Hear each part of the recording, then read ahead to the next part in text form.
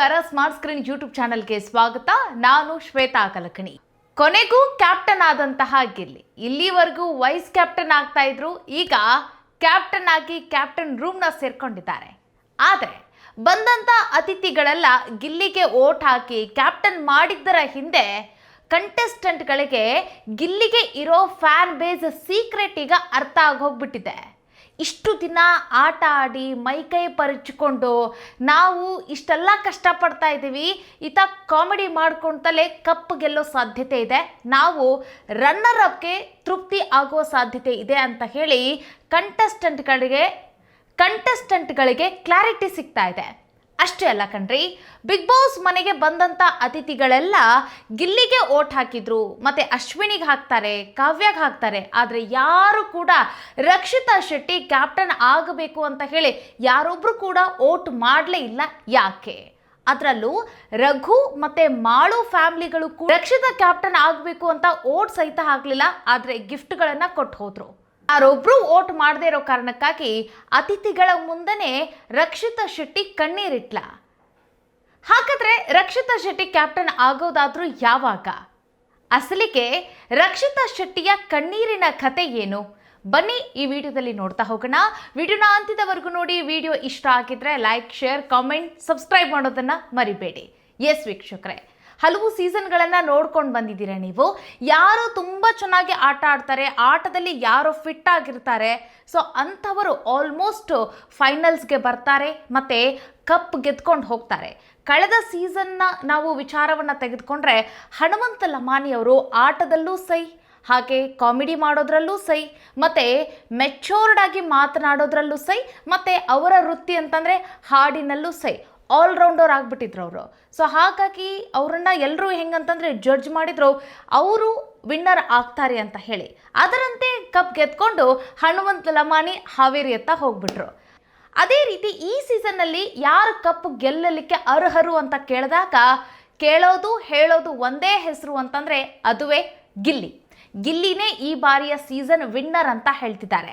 ಯಾರ ಹೆಸರು ಕೂಡ ತಳಕ್ಕೆ ಹಾಕೊಳ್ತಾ ಇಲ್ಲ. ಗಿಲ್ಲಿ ಬಿಟ್ಟರೆ ಇವ್ರು ಗೆಲ್ತಾರೆ ಅಂತ ಹೇಳಿ. ಆದರೆ ಸೆಕೆಂಡ್ ರನ್ನರ್ ಅಪ್ ಅಂತ ಬಂದರೆ ಅಂತಂದರೆ ಗಿಲ್ಲಿ ಫಸ್ಟ್ ಬರ್ತಾರೆ, ಸೆಕೆಂಡ್ ಅಂತ ಬಂದರೆ ಇಲ್ಲಿ ರಕ್ಷಿತಾ ಶೆಟ್ಟಿ ಹೆಸರು ತಳಕ್ಕೆ ಹಾಕೊಳ್ತಾ ಇದೆ. ಹಾಗಾದರೆ ಇಷ್ಟು ದಿನ ಮೈಕೈ ಪರಚಿಕೊಂಡು ರಘು ಆಟ ಆಡಿದ್ರು, ಧನುಷ್ ಆಟ ಆಡಿದ್ರು, ಅದರಲ್ಲೂ ರಾಜಮಾತೆ ಅಶ್ವಿನಿ ಗೌಡ ಎಷ್ಟೆಲ್ಲ ರಂಪಾಟ ಮಾಡಿದ್ರು, ಎಷ್ಟೆಲ್ಲ ಬೈದ್ರು, ಎಷ್ಟೆಲ್ಲ ಕಿರ್ಚಾಡಿದ್ರು, ಪರ್ಚ್ಕೊಂಡ್ರು, ಇಷ್ಟೆಲ್ಲ ಮಾಡಿದ್ರು ಸಹಿತ ಈಗ ಅಶ್ವಿನಿ ಗೌಡ ಫೈನಲ್ವರೆಗೂ ಬರ್ತಾರೆ, ಆದರೆ ಅವರು ವಿನ್ನರ್ ಕ್ಯಾಂಡಿಡೇಟ್ ಅಲ್ಲ ಅಂತಿದ್ದಾರೆ. ಆದರೆ ಅಸಲಿ ಆಟ ಏನು ಗೊತ್ತಾ? ಅಶ್ವಿನಿ ಗೌಡ ಏನಾದರೂ ಈ ಸೀಸನ್ಗೆ ಬಂದಿರಲಿಲ್ಲ ಅಂತಂದಿದ್ರೆ ಈ ಸೀಸನ್ ಮಖಡೆ ಮಲಗ್ತಿತ್ತು. ಯಾಕಂತಂದರೆ ನೋಡಿ, ಅಶ್ವಿನಿ ಗೌಡ ಎಲ್ಲದರಲ್ಲೂ ಕೂಡ ತಪ್ಪುಗಳನ್ನು ಹುಡುಕ್ತಾ ಇದ್ರು, ತಾನೊಬ್ಬರೇ ಗ್ರೇಟ್ ಅಂತ ಇದ್ರು. ಮತ್ತು ಅವರಿಂದ ಆಗ್ತಾ ಇದ್ದಂತಹ ಜಗಳದಿಂದಾಗಿ ರಕ್ಷಿತಾ ಶೆಟ್ಟಿ, ಗಿಲ್ಲಿ ಆಗಲಿ, ರಘು ಆಗಲಿ, ಇವರೆಲ್ಲರೂ ಕೂಡ ಅಶ್ವಿನಿ ಗೌಡ ಮುಂದೆ ಪಾಸಿಟಿವ್ ಆಗಿ ಕಾಣಲಿಕ್ಕೆ ಶುರುವಾಯಿತು. ಹಾಗಾಗಿ ಅಶ್ವಿನಿ ಗೌಡ ನೆಗೆಟಿವ್ ಆಗಿ ಫೇಮಸ್ ಆದರು, ಇವರೆಲ್ಲ ಪಾಸಿಟಿವ್ ಆಗಿ ಫೇಮಸ್ ಆದರು. ಆದರೆ ಏನಂತಂದರೆ ದುರಾದೃಷ್ಟ ಏನು ಅಂತಂದರೆ ಅಶ್ವಿನಿ ಗೌಡ ಇಷ್ಟೆಲ್ಲ ರಂಪಾಟ ಕ್ರಿಯೇಟ್ ಮಾಡಿ ಈ ಸೀಸನ್ನ ಹೈಪ್ ಕ್ರಿಯೇಟ್ ಮಾಡಿದ್ರೂ ಸಹಿತ ಅವರು ಮಾತ್ರ ಕಪ್ ಗೆಲ್ಲಲಿಕ್ಕೆ ಸಾಧ್ಯನೇ ಇಲ್ಲ ಅಂತ ಹೇಳ್ತಿದ್ದಾರೆ. ಇವರು ರನ್ನರ್ ಅಪ್ ಆದ್ರೂ ಸಹಿತ ಸೆಕೆಂಡ್ ರನ್ನರ್ ಅಪ್ಪ, ಥರ್ಡ್ ರನ್ನರ್ ಅಪ್ಪ, ಫೋರ್ ರನ್ನರ್ ಅಪ್ಪ, ಯಾವ ರನ್ನರ್ ಅಪ್ಗೆ ಇವರು ಸೀಮಿತ ಆಗ್ತಾರೆ ಅನ್ನೋದನ್ನ ಕಾದು ನೋಡೋಣ. ಈಗ ಜಿದ್ದಿನ ಫೈಟ್ ಯಾರ್ಯಾರ ಮಧ್ಯೆ ಇದೆ ಅಂತಂತಂದರೆ ರಕ್ಷಿತಾ ಶೆಟ್ಟಿ, ಗಿಲ್ಲಿ, ಮತ್ತು ರಘು, ಧನುಷ್ ಮತ್ತು ಅಶ್ವಿನಿ ಗೌಡ. ಈಗ ಫ್ಲೂಕಲ್ಲಿ ಎಲ್ಲಿ ಇವ್ರು ಕಪ್ ಗೆದ್ಕೊಂಡು ಹೋಗ್ಬಿಡ್ತಾರೆ ಅನ್ನೋ ಡವ ಮಾತ್ರ ಕಾವ್ಯ ಮೇಲೆ ಇದೆ. ಯಾಕಂತಂದರೆ ಅವರು ಮನೆಯವರು ಬಂದ್ಬಿಟ್ಟು ಹೊರಗಡೆ ಇರುವಂಥ ಸೀಕ್ರೆಟ್ನ ಬಾಯಿ ಬಿಟ್ಟು ಹೋಗ್ಬಿಟ್ಟಿದ್ದಾರೆ. ಗಿಲ್ಲಿ ಜೊತೆಗೆ ಇರು ನೀನು, ಗಿಲ್ಲಿ ಜೊತೆಗೆ ಇದ್ರೇ ಚಂದ, ಆಟ ಗೆಲ್ತೀಯಾ, ಕಪ್ ಗೆಲ್ತೀಯಾ ಅಂತ ಹೇಳೋಗ್ಬಿಟ್ಟಿದ್ದಾರೆ. ಈಗ ಇವ್ರು ಯಾವ ರೀತಿಯಾಗಿ ರಿವರ್ಸ್ ಗೇರ್ ಹಾಕ್ತಾರೆ ಅನ್ನೋದನ್ನು ಅದನ್ನು ಕೂಡ ಕಾದು ನೋಡಬೇಕಾಗತ್ತಂತೆ. ಯಾಕಂದರೆ ಈ ಸೀಸನ್ ಎಕ್ಸ್ಪೆಕ್ಟ್ ದಿ ಅನ್ಎಕ್ಸ್ಪೆಕ್ಟೆಡ್ ಇರೋ ರೀತಿಯಾಗಿ ಕಾವ್ಯ ಏನಾದ್ರೂ ಮಾಯ ಮಾಡ್ತಾರೆ ಅನ್ನೋದನ್ನು ಕಾದು ನೋಡಬೇಕಾಗತ್ತೆ. ಸೊ ಈಗ ಬರ್ತಾ ಇರೋ ಡೌಟು ಯಾಕೆ? ಈಗ ಕಂಟೆಸ್ಟೆಂಟ್ಗಳಿಗೆ ಗಿಲ್ಲಿನೇ ಈ ಸೀಸನ್ನ ಕಪ್ ಗೆಲ್ಬೋದು ಅಂತ ಹೇಳಿ ಕ್ಲಾರಿಟಿ ಸಿಕ್ತು ಅಂತ ಹೇಳಿದೆ. ಯಾಕೆ ಅಂತ ಕೇಳಿದ್ರೆ ಬಂದಂಥ ಕಂಟೆಸ್ಟೆಂಟ್ಗಳು ನೋಡಿ, ಇಲ್ಲಿ ಗಿಲ್ಲಿಗೂ ಧ್ರುವಂತ್ಗೂ ಆಗೇ ಬರೋದಿಲ್ಲ. ಆದ್ರೂ ಸಹಿತ ಧ್ರುವಂತ್ ಫ್ಯಾಮ್ಲಿ ಕ್ಯಾಪ್ಟನ್ ಆಗಬೇಕು ಅಂತಂದರೆ ಯಾರ ಹೆಸರು ಹೇಳ್ತೀರಾ ಅಂತಂದರೆ ಗಿಲ್ಲಿ ಹೆಸರು ಹೇಳೋಗ್ತಾರೆ. ಇನ್ನು ಅಶ್ವಿನಿ ಮತ್ತು ಗಿಲ್ಲಿ ಅಂತಂದರೆ ಇವರಿಬ್ಬರು ಬದ್ಧವೈರಿಗಳು ಬಿಗ್ ಬಾಸ್ ಮನೆಯಲ್ಲಿ. ಆದ್ರೂ ಸಹಿತ ಅಶ್ವಿನಿ ಅವರ ತಾಯಿಗೆ ಗಿಲ್ಲಿ ಅಂದರೆ ಪಂಚಪ್ರಾಣ ಅಂತೆ, ಗಿಲ್ಲಿನೇ ಈ ವಾರ ಕ್ಯಾಪ್ಟನ್ ಆಗಬೇಕು ಅಂತ ಗಿಲ್ಲಿಗೆ ಓಟ್ ಹಾಕೋಗ್ಬಿಡ್ತಾರೆ. ಹಾಗೆ ರಕ್ಷಿತಾ ಶೆಟ್ಟಿಯ ತಾಯಿಗೂ ಕೂಡ ಗಿಲ್ಲಿನೇ ಈ ಬಾರಿಯ ಕ್ಯಾಪ್ಟನ್ ಆಗಬೇಕು ಅಂತ ಹೇಳಿದರು. ಮತ್ತು ರಾಶಿಕಾರ ತಾಯಿ ಅವರು ಅಶ್ವಿನಿ ಹೆಸರೇನೋ ಹೇಳಿದ್ರಂತ ಅನ್ಸುತ್ತೆ. ಆಲ್ಮೋಸ್ಟ್ ಬಿಗ್ ಬಾಸ್ ಮನೆಗೆ ಬಂದಂತಹ ಅತಿಥಿಗಳೆಲ್ಲ ಗಿಲ್ಲಿ ಹೆಸರನ್ನ ಹೇಳಿದರು. ಗಿಲ್ಲಿನೇ ಈ ಬಾರಿಯ ಕ್ಯಾಪ್ಟನ್ ಆಗಬೇಕು ಅಂತ ಹೇಳಿದರು. ಅರ್ಥ ಮಾಡ್ಕೊಳ್ಳಿ, ಅವರವರ ಮಕ್ಕಳ ಕಾಲೆಳೆದಿದ್ದಾನೆ ಗಿಲ್ಲಿ, ತಲಹರಟೆ ಮಾಡಿದ್ದಾರೆ, ಇನ್ಸಲ್ಟ್ ಮಾಡಿದ್ದಾರೆ, ಅವ್ರ ಜೊತೆ ಜಗಳ ಕಾಯ್ದಿದ್ದಾರೆ, ಜಗಳ ಮಾಡಿದ್ದಾರೆ. ಎಷ್ಟೋ ವಿಷಯದಲ್ಲಿ ಅವರು ವಿಲನ್ ಆಗಿದ್ದಾರೆ ಗಿಲ್ಲಿ ಮುಂದೆ. ಹೀಗಿದ್ರೂ ಸಹಿತ ಅವರೆಲ್ಲ ಬಂದು ನಾವೆಲ್ಲ ಗಿಲ್ಲಿ ಫ್ಯಾನ್ಸ್ಗಳು, ಗಿಲ್ಲಿನೇ ಕ್ಯಾಪ್ಟನ್ ಆಗಬೇಕು, ಅವರ ಕಾಮಿಡಿ ತುಂಬ ಇಷ್ಟ ಅಂತ ಹೇಳ್ತಿದ್ದಾರೆ.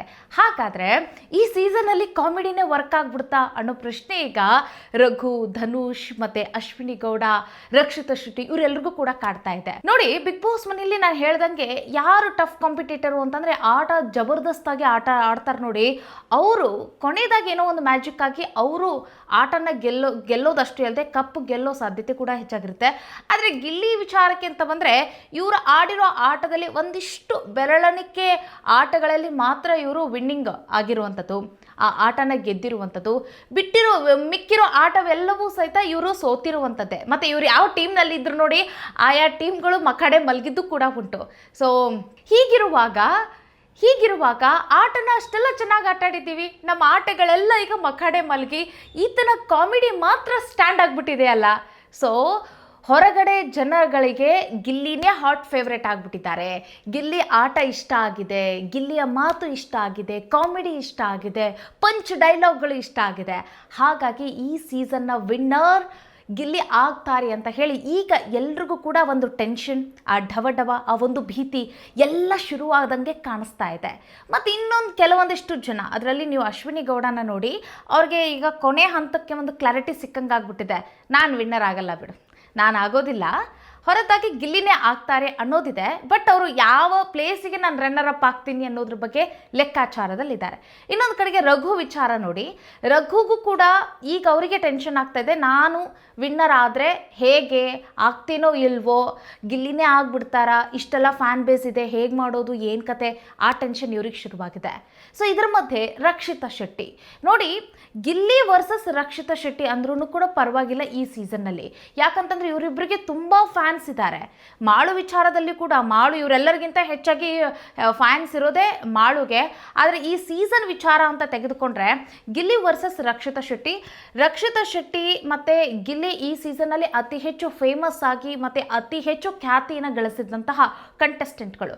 ಸೊ ಗಿಲ್ಲಿ ಹೆಸರನ್ನ ಎಲ್ಲರೂ ಕೂಡ ವೋಟ್ ಮಾಡ್ತಾ ಇದ್ರು, ಗಿಲ್ಲಿ ಕ್ಯಾಪ್ಟನ್ ಆಗಲಿ. ಆದರೆ ರಕ್ಷಿತಾ ಶೆಟ್ಟಿ ಹೆಸರನ್ನ ಯಾರು ಕೂಡ ಹೇಳಲಿಲ್ಲ. ಅದರಲ್ಲೂ ಮಾಳು ಅಂತಂದರೆ ತುಂಬ ಪ್ರೀತಿಸ್ತಾಳೆ ರಕ್ಷಿತಾ ಶೆಟ್ಟಿ, ತುಂಬ ಇಷ್ಟ, ಅಣ್ಣ ಅಂತ ಹೇಳಿ ಹಚ್ಕೊಂಡು ಬಿಟ್ಟಿದ್ದಾರೆ. ಸೊ ಮಾಳು ಫ್ಯಾಮ್ಲಿ ಬಂದಾಗ ನೀವು ರಕ್ಷಿತಾ ಶೆಟ್ಟಿನ ನೋಡಿ, ಅವ್ರನ್ನ ನೋಡಿ ಹೆಂಗಂತಂದರೆ ಅವ್ರ ಫ್ಯಾಮ್ಲಿನೇ ಬಂದುಬಿಟ್ರು ಅನ್ನೋ ರೀತಿಯಾಗಿ ಗಟ್ಟಿಯಾಗಿ ಹಗ್ ಮಾಡಿ ಕಣ್ಣೀರಿಡ್ತಾರೆ. ಅದು ಯಾವುದೇ ರೀತಿಯಾದಂಥ ಮುಖವಾಡ ಅಲ್ಲ, ಅದು ಯಾವುದೋ ಒಂದು ಸೋಗಿನ ಆಟನೂ ಅಲ್ಲ. ಅವ್ರು ಹೆಂಗಂತಂದರೆ ಇವರು ನನ್ನವರು ಅನ್ನೋ ರೀತಿಯಾಗಿ ಅವ್ರನ್ನ ಬಾಚಿ ತಬ್ಬುತ್ತಾರೆ. ಆದರೂ ಸಹಿತ ಮಾಳು ಅವರ ಮಿಸ್ಸಸ್ ಮಾಡೋಗಿದ್ದೇನು ಕೊನೆಯದಾಗಿ ಅಂತಂದರೆ ರಕ್ಷಿತಾ ಶೆಟ್ಟಿ ಕ್ಯಾಪ್ಟನ್ ಆಗಲಿ ಅಂತ ಓಟ್ ಹಾಕ್ತಾರೆ ಅಂತ ಹೇಳಿ ಎಲ್ಲರೂ ಅಂದ್ಕೊಂಡಿದ್ರು. ಆದರೆ ಗಿಲ್ಲಿ ಹೆಸರನ್ನ ಹೇಳಿ ಹೋಗ್ತಾರೆ. ಆದರೆ ಮಾಳು ಜೊತೆ ಚೆನ್ನಾಗಿದ್ದಾರೆ, ಇವರು ಕಂಫರ್ಟಬಲ್ ಆಗಿದ್ದಾರೆ, ಒಂದು ತಂಗಿ ಸ್ಥಾನ ಕೊಟ್ಟಿದ್ದಾರೆ ಅಂತ ಹೇಳಿ ಗಿಫ್ಟ್ ಕೊಟ್ಟರು. ಆದರೆ ಏನು ಬಂತು, ಗಿಫ್ಟ್ ತೊಗೊಂಡು ಏನು ಮಾಡೋಣ, ಕ್ಯಾಪ್ಟನ್ಸಿ ಇದಕ್ಕೆ ಒಂದು ಓಟ್ ಹಾಕ್ಬಿಟ್ಟಿದ್ರೆ ಒಳ್ಳೇದಾಗ್ತಿತ್ತಲ್ಲ. ಇನ್ನು ರಘು ಅವರ ಫ್ಯಾಮಿಲಿ ವಿಚಾರಕ್ಕೆ ಅಂತ ಬಂದ್ರೂ ಕೂಡ ರಘುವರ ಮಿಸ್ಸಸ್ ಅಷ್ಟಾಗಿ ರಕ್ಷಿತಾ ಶೆಟ್ಟಿ ಜೊತೆ ಮಾತಾಡ್ಲಿನೂ ಇಲ್ಲ. ಹಾಗೆ ರಕ್ಷಿತಾ ಶೆಟ್ಟಿ ಕ್ಯಾಪ್ಟನ್ ಆಗಲಿ ಅಂತ ಹೇಳಿ ಓಟ್ ಕೂಡ ಆಗಲಿಲ್ಲ. ಸೊ ಇದೆಲ್ಲವೂ ಕೂಡ ರಕ್ಷಿತಾ ಶೆಟ್ಟಿಗೆ ಬೇಸರ ತಂದಂಗೆ ಕಾಣಿಸ್ತಾ ಇದೆ. ಇಲ್ಲಿ ನನ್ನವರು ಯಾರು ಅನ್ನೋ ಆ ಪ್ರಶ್ನೆಯು ಕೂಡ ಕಟ್ಟಕಡದಾಗಿ ರಕ್ಷಿತಾ ಶೆಟ್ಟಿಗೆ ಕಾಡದಂಗೆ ಕಾಣಿಸ್ತಾ ಇದೆ. ನೋಡಿ, ರಕ್ಷಿತಾ ಶೆಟ್ಟಿಗೆ ಏನು ಅನ್ನಿಸ್ತಾ ಇರ್ಬೋದು ಸದ್ಯಕ್ಕೆ ಅಂತಂದರೆ, ಸೀಕ್ರೆಟ್ ರೂಮ್ನಲ್ಲಿ ಆದಂತಹ ರಂಪಾಟವೇ ಕಂಟಿನ್ಯೂ ಆಗ್ತಾ ಇದೆಯಾ ಜನಗಳ ಮನಸ್ಸಿನಲ್ಲಿ, ನಾನು ನೆಗೆಟಿವ್ ಆಗಿಬಿಟ್ಟಿದ್ದೀನ, ಮತ್ತು ಜನ ನನ್ನನ್ನು ಕೈ ಬಿಟ್ಬಿಡ್ತಾರಾ, ಜನ ಯಾವ ರೀತಿಗೆ ನನ್ನನ್ನು ತಗೊಂಡಿದ್ದಾರೆ, ಜನ ನನ್ನನ್ನು ಇಷ್ಟಪಡ್ತಾ ಇದ್ದಾರೋ ಇಲ್ಲೋ, ನನ್ನ ಮಾತು, ನನ್ನ ಆಟ, ನಾನು ತೆಗೆದುಕೊಳ್ಳೋ ನಿರ್ಧಾರ, ಈ ಎಲ್ಲ ಕ್ಯಾಲ್ಕುಲೇಷನ್ನಲ್ಲಿರುವಂತಹ ರಕ್ಷಿತಾ ಶೆಟ್ಟಿಗೆ ಈಗ ಏನಂತಂದರೆ ಕನ್ಫ್ಯೂಷನಲ್ಲಿ ಇದ್ದಾರೆ ಅಂತ ಅನಿಸುತ್ತೆ. ನನ್ನ ಆಟ ಇಷ್ಟ ಆಗ್ತಾ ಇದೆಯೋ ಇಲ್ವೋ, ಯಾಕಂತಂದರೆ ಬಂದಂಥ ಅತಿಥಿಗಳು ಯಾರೂ ಕೂಡ ನನ್ನನ್ನು ಇಷ್ಟಪಡಲಿಲ್ಲ, ನನಗೆ ಯಾರೂ ಓಟು ಹಾಕಲಿಲ್ಲ, ನನ್ನ ಜೊತೆ ಅಷ್ಟಾಗಿ ಯಾರೂ ಟೈಮ್ ಸ್ಪೆಂಡ್ ಮಾಡಲಿಲ್ಲ, ಹೊರತಾಗಿ ಗಿಲ್ಲಿ ಜೊತೆಗೆ ಹೆಚ್ಚು ಕಾಲ ಕಳೆದ್ರು. ಹಾಗಾದರೆ ಈ ಬಾರಿಯ ಸೀಸನ್ನಲ್ಲಿ ನಾನು ಗೆಲ್ಲೋದು ತೀರಾ ಕಮ್ಮಿ ಅನ್ನೋ ಆ ಒಂದು ಸ್ಟೇಟಸ್ಗೆ ರಕ್ಷಿತಾ ಶೆಟ್ಟಿ ಹೋದಂಗೆ ಕಾಣಿಸ್ತಾ ಇದೆ. ಕಾದ್ ನೋಡೋಣ ರಕ್ಷಿತಾ ಶೆಟ್ಟಿನ ಅಭಿಮಾನಿಗಳ ವರ್ಗ ಅವ್ರನ್ನ ಯಾವ ಮಟ್ಟಕ್ಕೆ ಕರೆದುಕೊಂಡು ಹೋಗ್ತಾರೆ. ಯಾಕಂತಂದರೆ ಸೀಸನ್ ಆರಂಭದಲ್ಲಿ ತುಂಬ ಖ್ಯಾತಿನ ಪಡೆದಿದೆ ರಕ್ಷಿತಾ ಶೆಟ್ಟಿ, ಗಿಲ್ಲಿ ಅಲ್ಲ. ಸೊ ಈಗ ಕೊನೆಯ ಹಂತದಲ್ಲಿ ಗಿಲ್ಲಿ ಹೆಸರು ತುಂಬ ರೇಟಿಂಗ್ನಲ್ಲಿದೆ, ಆದರೆ ರಕ್ಷಿತಾ ಶೆಟ್ಟಿ ಮಿಡಲ್ ರೇಟಿಂಗ್ನಲ್ಲಿದ್ದಾರೆ. ಕಾದ್ ನೋಡೋಣ ರಕ್ಷಿತಾ ಶೆಟ್ಟಿ ವಿನ್ನರ್ ಆಗ್ತಾರಾ ಅಥವಾ ಗಿಲ್ಲಿ ವಿನ್ನರ್ ಆಗ್ತಾರಾ ಅಂತ.